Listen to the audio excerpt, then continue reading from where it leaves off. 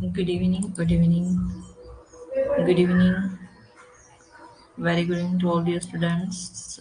चला आज आपण पाहूयात paper solution. Paper solution test series क्रमांक 3 याचं मॅथ्सचं सोल्युशन आपण पाहणार आहोत. मॅथ्सच्या प्रश्नांचं सोल्युशन आपण पाहणार आहोत बाळांनो.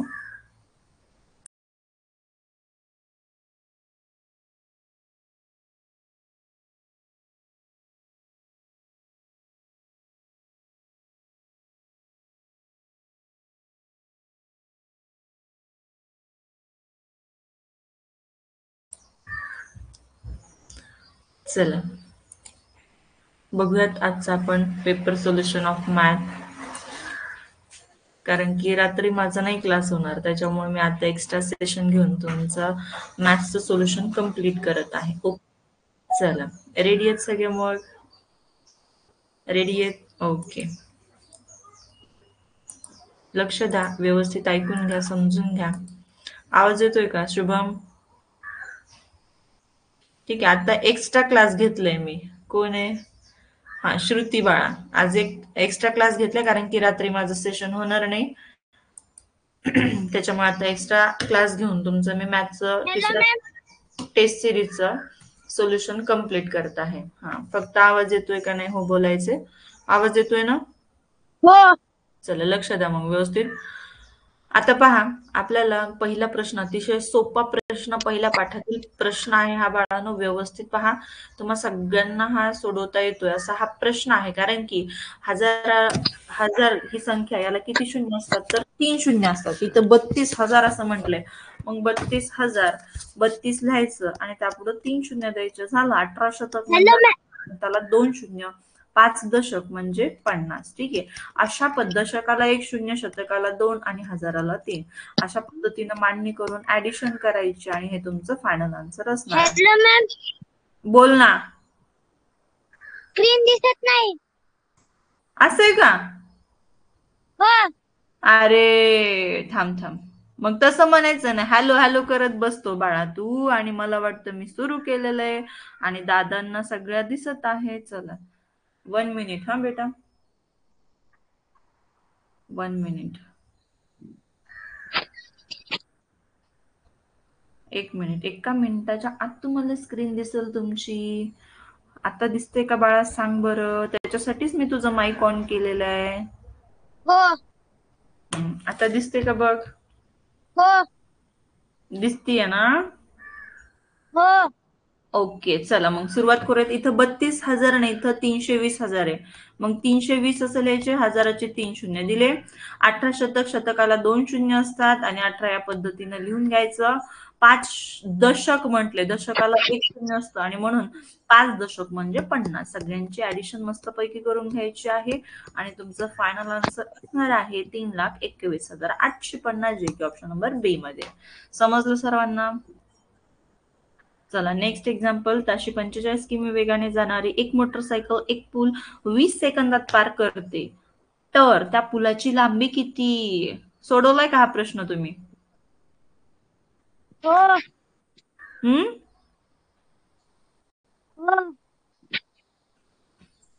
हो का नाही? मग कसं सोडवायचा सांगा. कसं सोडवलं सांग, प्रयत्न कर.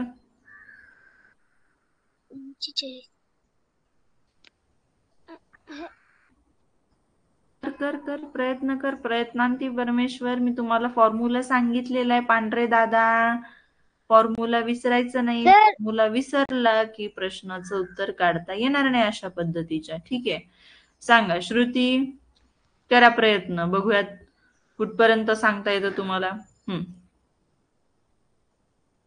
श्रुती शिंदे, हे बघा, अंतर बरोबर वेग गुणिले वेळ, हे सूत्र विसरू नका ना तुम्ही. अंतर बरोबर वेगळं, वेगळं म्हणजे वेग गुणिले वेळ, किंवा डिश करो विश करो dish TV, distance is equal to time into velocity. दोन्ही सूत्र एकच. एक इंग्लिश मधून लक्षात ठेवण्याची ट्रिक सांगितली, दुसरी मराठीतून लक्षात ठेवण्याची ट्रिक तुम्हाला मी या ठिकाणी सांगितलेली आहे. ठीक आहे. आता बघा, अंतर आपल्याला या ठिकाणी पुलाची लांबी म्हणजेच तुम्हाला अंतर काढायचे. लक्षात आलं का? आणि हे जो काय आहे 45, हा वेग आहे 45 किलोमीटर. त्याचं रूपांतर त्या किलोमीटर प्रति तासाचं रूपांतर तुम्हाला मीटर प्रति सेकंद मध्ये करावं लागेल, कारण की तुमचा जो वेळ दिलेला आहे तो सेकंदात दिलेला आहे. म्हणून 1 किलोमीटर बरोबर 1000 मीटर, हे लक्षात आलं का? आणि 1 तास बरोबर 3600 सेकंद. वेळ 20 सेकंद या पद्धतीने तुम्हाला लिहून घ्यायचे. 000 कट केले, बे 5 10, बे 18 36. आलं लक्षात इथपर्यंत? आता कॅन्सलेशन करून घ्या. 2 10 20, 2 9 18, परत कॅन्सलेशन करूयात. 9 1 9, 9 5 45. काय काय शिल्लक राहिलंय? 5 गुणिले 5 गुणिले 10, मग 5 5 25 आणि 25 गुणिले 10 250. 250 मीटर हे तुमचं त्या पुलाची लांबी असणार आहे. ठीक आहे, मग ही काय आली? या पुलाची लांबी आलेली आहे. ओके, तर हे आपलं अचूक उत्तर असणार आहे. चला पुढचा प्रश्न पाहूयात आपण. तर पुढचा प्रश्न बघा. 18 वर्षांपेक्षा अधिक वय असणाऱ्या 2 व्यक्तींची वय दर्शवणाऱ्या संख्यांचा गुणाकार 580 आहे. 580 आहे. तर बघा 580 आपल्याला सांगितलंय काय हे व्यवस्थित फोकस करायचंय. हा जो प्रश्न आहे तुम्हाला अवयव व गुणिते या पाठातील हा प्रश्न आहे. मी तुम्हाला 2 मेथड सांगितलेत. एक तर मूळ अवयव पद्धतीनं काढा किंवा सर्व अवयव काढून सुद्धा तुम्ही याचं उत्तर काढू शकता. आपण मूळ अवयव काढूयात. अतिशय छान सोपी अशी टेक्निक आहे बघा. ही काय आहे? समसंख्या आहे. 2 न निशेष भाग जातो म्हणून 2 2 4, 2 9 18, 2 0 0, परत 2 न द्या, 2 1 2, 2 चौक 8, 2 पंचे 10. ठीक आहे, परत आता बघा 5 अधिक 4 9, 9 1 10, 3 न जाणार नाही. 5 ने देऊयात भाग. 5 दुने 10, किती उरले? 4 उरले. 5 9 45. ठीक आहे, आता फायनल 29 1 29, कारण की 29 ही मूळ संख्या आहे आणि इथंच तुम्हाला स्टॉप व्हायचं. जेपर्यंत 1 येत नाही तोपर्यंत आपण अवयव पाडत असतो. आलं लक्षात? मग आपण आता काय करूया बघा. 29 हे एका व्यक्तीचं वय आहे आणि उरलेले जे काही फॅक्टर्स आहेत, अवयव आहेत, त्यांचा आपण गुणाकार करूयात. म्हणून 2 गुणिले 2 गुणिले 5, मग 5 दुनी 10 आणि 10 दुनी 20. ठीक आहे, मग दुसऱ्या व्यक्तीचं वय काय येणार आहे बाळांनो? 20 येणार आहे. आता या दोघांची वयांची बेरीज करायची आहे. मग 9 अधिक 0 9, 4 अधिक 4, 2 अधिक 2 4. सो 49 ऑप्शन नंबर बी तुमचं अचूक उत्तर असणार आहे. हे लक्षात आलं का सर्वांच्या? बोला, समजलं का सगळ्यांना? काय आला आन्सर? 49. ओके, समजलं सगळ्यांना?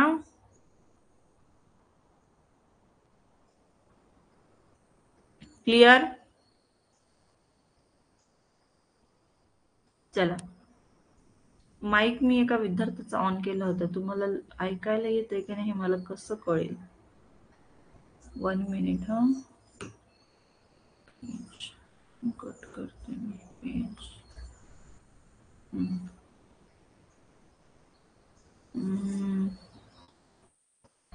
येस, परत कट झाला वाटतं त्या विद्यार्थ्याचा माईक. अर्णव शिंदे. अर्णव शिंदे, चला आवाज येतोय का Arnav? Yes ma'am. Okay, screen clear दिसत आहे का बाळा? Yes ma'am. ठीक आहे, आवाज थोडा मोठ्यानं बोलतो का? थांब. हा, हे बघा 165 हा जो प्रश्न आहे तो दशांश पूर्णांक या पाठातील आहे. अशा पद्धतीचे प्रश्न आपण पाहिलेले आणि मेथड सुद्धा तुम्हाला मी सांगितलेली आहे.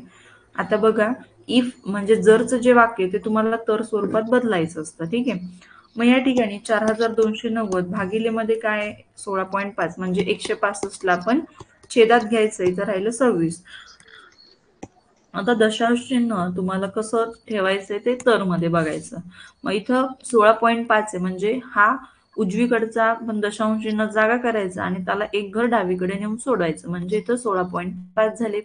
सेम वरचा सुद्धा एक घर डावीकडे सरकणार म्हणजे वरती संख्या तयार झाली 429.0 आणि खालती झाली 16.5. ओके, इथं 26 ऍज इट इज. आता परत छेदातली संख्या तर आपण करेक्ट करून घेतली, पण अंशातील 42.90 आहे. मग ते सुद्धा आपल्याला काय करायचं आहे? एक पॉइंट डावीकडे सरकवून घ्यायचा म्हणजे संख्या तयार होईल 42.90. पण या ठिकाणी चेंज करून जमणार नाही. तुम्हाला बदल करायचा असेल तर या ठिकाणी करावा लागेल. आणि या दोघांचा संबंध बघायचा कशाचा आहे, भागाकाराचा. म्हणून हा सुद्धा इथला डेसिमल पॉइंट एक घर डावीकडे सरकणार, कारण की भागाकारामध्ये सारख्या दिशेने पॉइंट सरकत असतो. आणि म्हणून तुमचं फायनल आन्सर येणार 2.6. बघा 42.90 भागिले 16.5 बरोबर याचं उत्तर येणार 2.6. हे तुमचं अचूक उत्तर असणार, जे की ऑप्शन नंबर सी मध्ये आहे. समजलं बाळा? Yes ma'am. Okay, next example बघा. पुढचं उदाहरण 64 या संख्येच्या वर्गमूळाचं घन किती. आता प्रश्न व्यवस्थित समजून घ्यायचा आहे. 64 आहे, 64 या संख्येच्या वर्गमूळाचा, वर्गमूळ काढा, किती येणार 8. ठीक आहे, मग याचा घन विचारलाय, मग याचा घन करायचंय. घन नसेल पाठ तर 8 गुणिले 8 गुणिले 8 करा, आणि 8 8 64, 64 गुणिले 8 करा, 512 असं तुमचं फायनल आन्सर असेल. ठीक आहे, समजलं?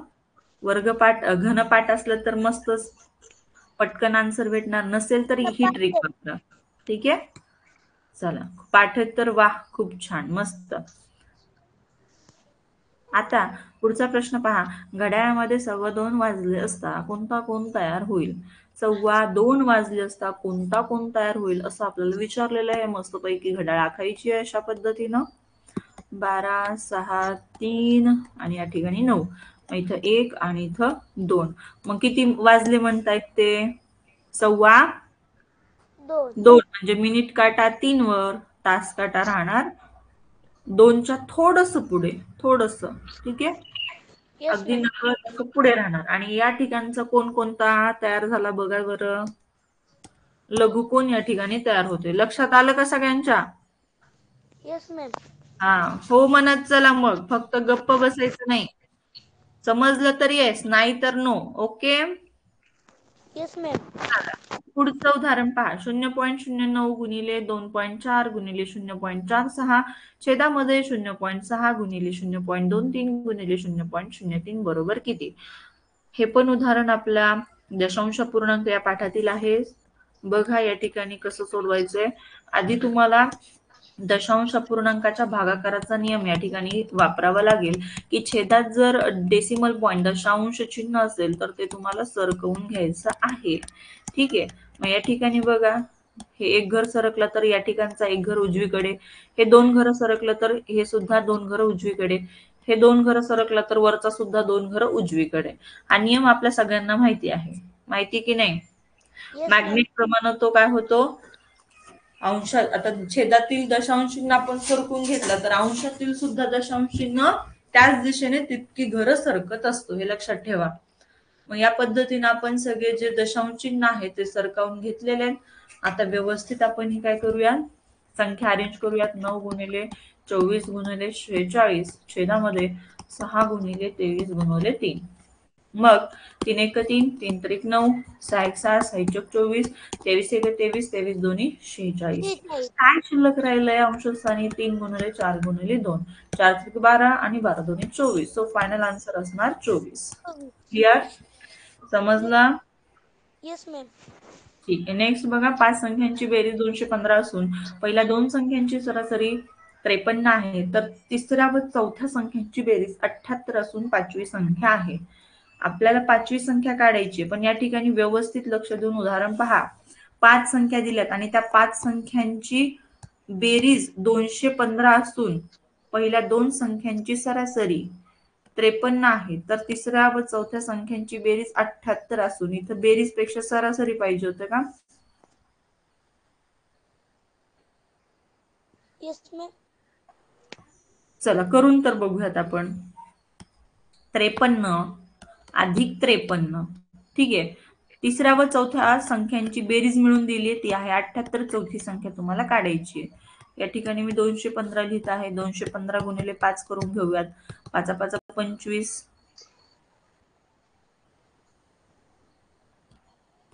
5 1 5, 6 7, 5 2 10.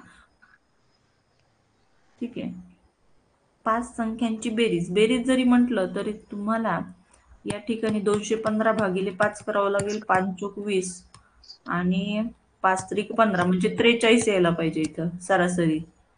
आलं का लक्षात? Yes ma'am. असं मांडून किंवा डायरेक्टली मग बघूयात आपण. 2-3 पद्धतीनं तुम्ही वेगवेगळ्या काढू शकता उदाहरण. ठीक आहे, चला 43 तर लिहून घेऊयात, कारण की 5 संख्यांची बेरीज ऑलरेडी दिलेली आहे. पहिल्या 2 संख्यांची सरासरी, तिसऱ्या व चौथ्या संख्यांची बेरीज आपल्याला दिली आहे आणि 5वी संख्या आपल्याला काढायला सांगितलेली आहे. आधी यांची बेरीज करून घेऊयात आपण. मग 8 अधिक 3 किती? 11. 11 मध्ये 3 मिळवा किती होणार? 14. हातचाला 1. 7 अधिक 1 8. 8 आणि 5 13. 13 मध्ये 5 मिळवा 18. 184. मग इथं 43 इंटू 5 करा. 5 5 3 15 आणि हे बघा 5 21 अधिक 1 21 म्हणजे 215 आलं. इथं डायरेक्ट तुम्हाला दिलेले. ठीक आहे, हे लक्षात आलं पाहिजे. मग 184 अधिक x, इथं 184 अधिक x. 215 मधून 184 वजा करा. मग 1 आणि या ठिकाणी 3, या ठिकाणी 0. म्हणजे 31 असं तुमचं 5वी संख्या असणार आहे. लक्षात आलं का? Yes, 5वी ma'am. संख्या बरोबर 31. हे कळालं का सगळ्यांना? बोला. हो मॅम. लक्षात आलं ना? चला नेक्स्ट एक्झाम्पल बघा. मग तुम्हाला लक्षात आलं पाहिजे की हे बघा, उदाहरण आधी वाचून घ्यायचंय आणि मग सोडवण्याचा प्रयत्न करायचा. ठीक आहे, उदाहरण आधी व्यवस्थित वाचून घ्या, प्रयत्न करा, सोडवा, मग तुम्हाला नक्कीच लक्षात येणार की काय नेमकं इथं दिलेलं आहे. कळलं का? कुणाल करपुडे, शिवराज, सुप्रिया, शार्दूल, स्नेहा, गौरव, शौर्य, श्रुती, विघ्नेश, अभिराज, सर्वज्ञ, समृद्धी, समीक्षा, सोहम, सृष्टी. चला लक्षात द्या सगळेजण बाळांनो. आता या ठिकाणी बघा 5 संख्यांची बेरीज झालेले आपलं. पुढे घेऊयात. एका 2 अंकी संख्यांच्या अंकांची बेरीज 11 आहे. पहिली अट दिलेली की 2 अंकी संख्यांची बेरीज 11. इथं तुम्ही पाहिलं तर 7 आणि 4 11, 6 आणि 5 11, 5 आणि 6 11, 4 आणि 7 11. ठीक आहे, तर त्या संख्येमध्ये 27 मिळवल्यानंतर मिळणाऱ्या संख्येमध्ये अंकांचे स्थान बदलते. तर ती अशी संख्या कोणती आपल्याला काढायची आहे?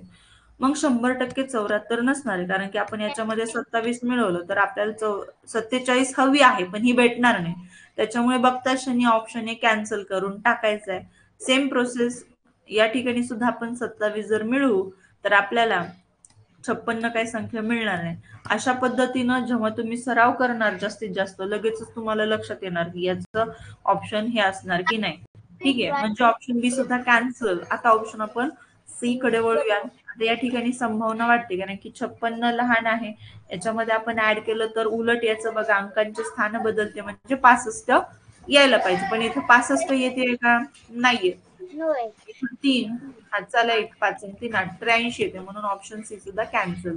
आता 47 मध्ये 27 मिळवूयात, कारण की आपल्याला ती अट घातली की त्या संख्येमध्ये तुम्हाला 27 मिळवायचे. मग या ठिकाणी उत्तर 74 आलं पाहिजे. इथं का बघूया, 7 अधिक 7 14, हातचाला 1, 4 अधिक 3 7. सो बघा इथं 74 आलेले. मिळणाऱ्या संख्येमध्ये अंकांचे स्थान बदलतायत. आधी 47 होती, 27 मिळवलं की ती 74 झाली. बघा हे बघा, लक्षात आलं का? तर अशा पद्धतीनं सोडवायचं होतं तुम्हाला. एक गाडी 280 किलोमीटरचे अंतर 3 तास 30 मिनिटांमध्ये कापते, तर त्या गाडीची गती किती असेल? गाडीची गती काढायची बाळांनो आपल्याला. त्या ठिकाणी इथं काय दिलेलं आहे? 280 किलोमीटर अंतर दिलेलं आहे. 3 तास 30 मिनिटे कसे लिहायचे सांगा? आता कसे लिहिले तुम्ही? ते लिहिता आले की झालं, मग तुम्हाला उत्तर काढता येतं. आणि ते नाही लिहिता आलं की नाही, तिथंच अडकून बसले तुम्ही. कसं लिहिले श्रावणी तिरसे? तिचे मला गणितच कळालं नाही. अच्छा, समजून घ्या मग. चला समजून घ्या. बघा कोणी प्रयत्न केलाय गणित सोडवण्याचा? बोला.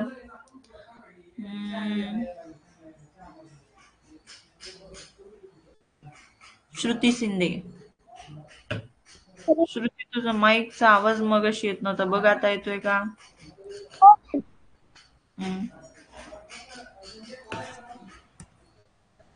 मॅम मला हे गणित समजलं नाही. अरे, तुम्ही आंतरवेग सराव करत नाही, त्याचा अर्थ. तुम्हाला सूत्र दिलंय, सगळं शिकवलंय सेपरेट सेशन घेऊन, आणि तुम्ही सराव नाही केला तर तुम्हाला येणार नाही.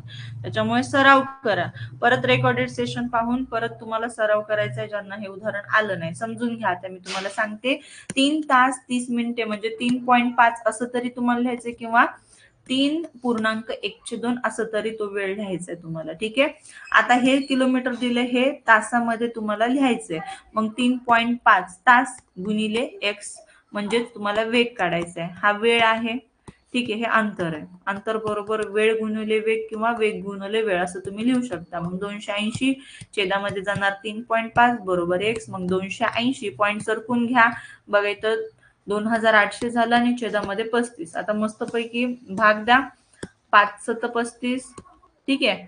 मग या ठिकाणी 5 5 25 किंवा 7 ने द्या. ठीक आहे. 7 ने द्या.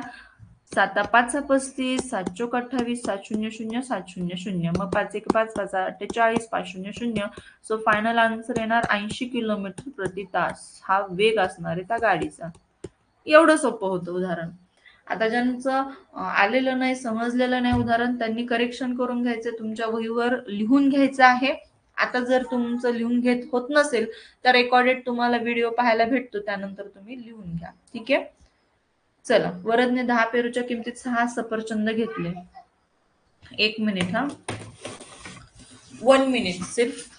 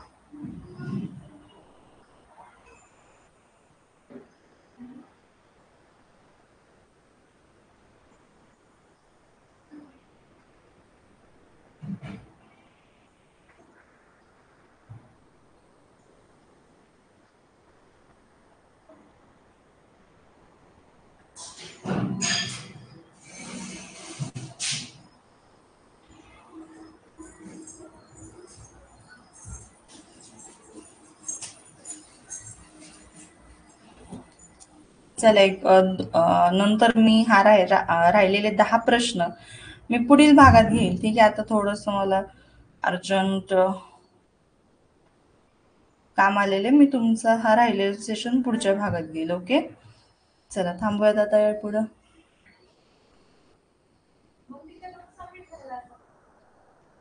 पुढील भागात बघूयात राहिलेले प्रश्न. ठीक आहे.